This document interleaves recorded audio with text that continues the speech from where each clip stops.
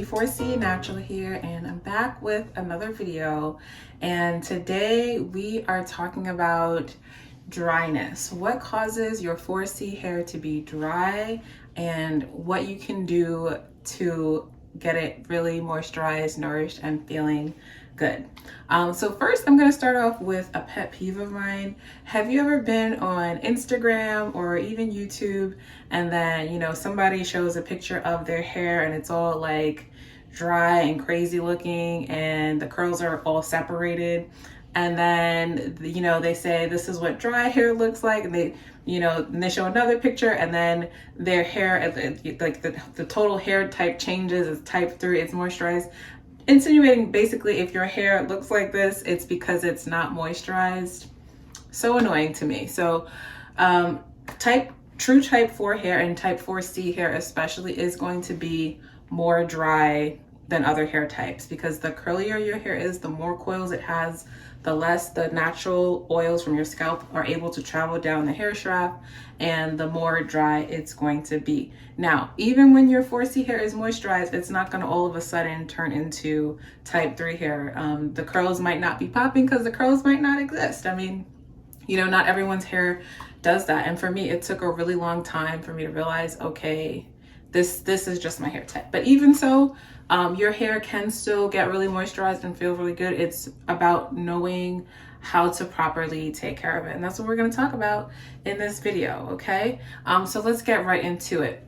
Number one, so the main reason, number one reason why your hair might be feeling drier than you would like and why you might be having trouble with it is you're not deep conditioning.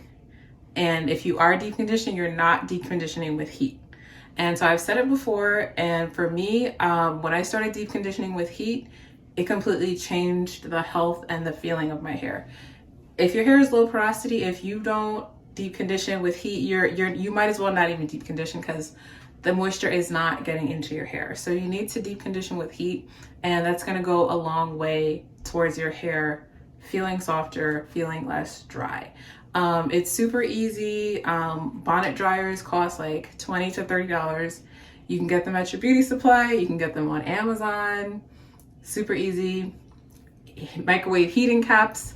I prefer to use a bonnet dryer because it's like so inexpensive. I bought mine like years ago and it's so inexpensive. I prefer to use that, but they sell, the little $10 heating caps. You put them in the microwave, you put them on your head. You can do that. But again, like deep conditioning with heat, start doing that, and you should be doing it every time you wash your hair. You're gonna see and feel a huge difference in your hair, okay? The second reason why your hair might be feeling really dry is you're not using a leave-in conditioner, or you're not using the right leave-in conditioner for your hair type. So leave-in conditioners are critical. You need that.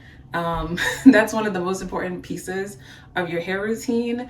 Finding one that works for you, it's a little bit of a challenge. Like, to me, to be honest, there's really not that many good leave-in conditioners.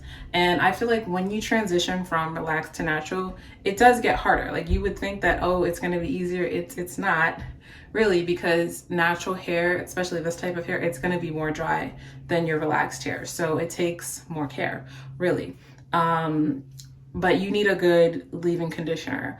I'll link some leave-in conditioners that I like below. But like I said, it's really hard. The one that I really love is discontinued, and it's hard to find now, and it costs, in my opinion, too much.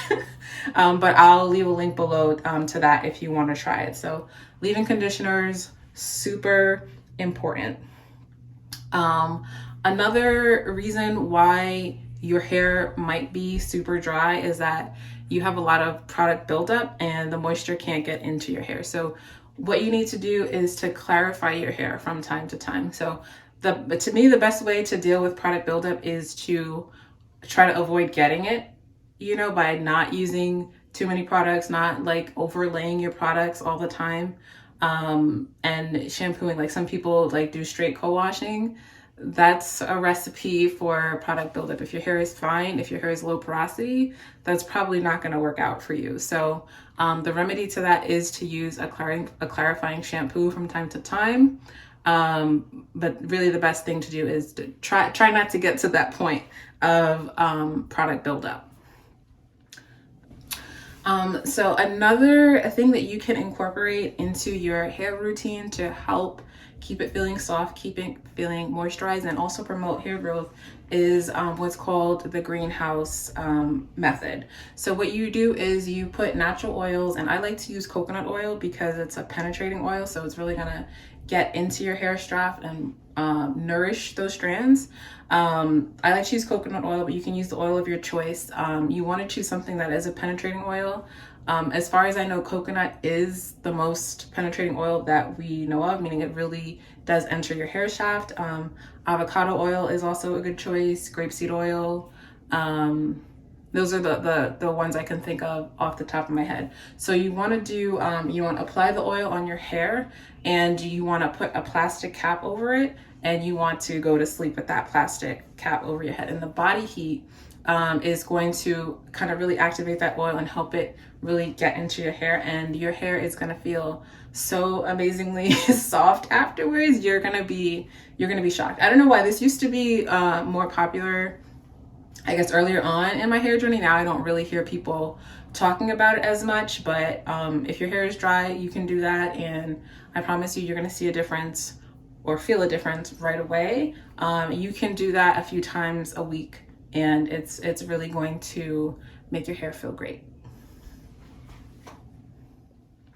Another reason why your hair might be really dry is you're shampooing or washing your hair too often.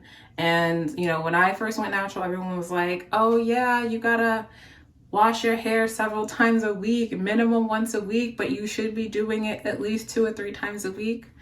Let me tell you, I tried that, I did that, and it was a mess. My hair was dry, it was breaking, and I didn't see any progress. It stayed stuck at the same length, even though I was taking good care of it. I was doing what everyone told me I should be doing.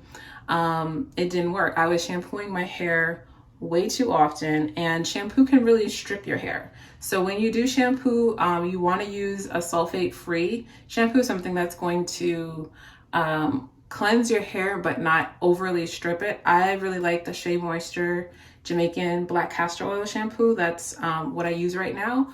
I'm also going to be experimenting with clay washes, Ambunu, and more natural shampoos in the future. So I'll definitely make videos and keep you guys posted on how those work out. But you want to use a shampoo that isn't too drying to your hair, and you don't want to shampoo too often. So if you follow me, you know I don't wash my hair very often at all. I wash my hair like every 4 weeks, 4 to 6 weeks. Sometimes I go long. Right now I'm on a longer stretch than that because I'm waiting on some products to come in. They haven't made it yet, so I'm waiting. But yeah, and my hair is so much healthier. It looks good. It feels softer. It smells good too. Don't worry. It smells good. Definitely smells good. My husband always, you know, he likes, and that's one thing about my routine now. Like, you know, the feeling is there. It feels good. It looks good. I'm enjoying it. And it's just working for me. I hope that, you know, that's why I'm sharing this knowledge. Hope that it can work for you too. Another issue that you might be having is, again, like the products that you're using.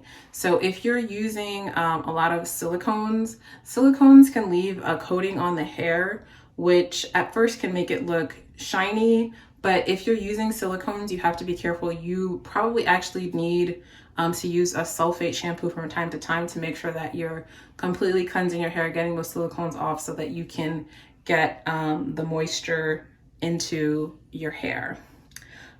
So those are my tips. I hope that you found this helpful.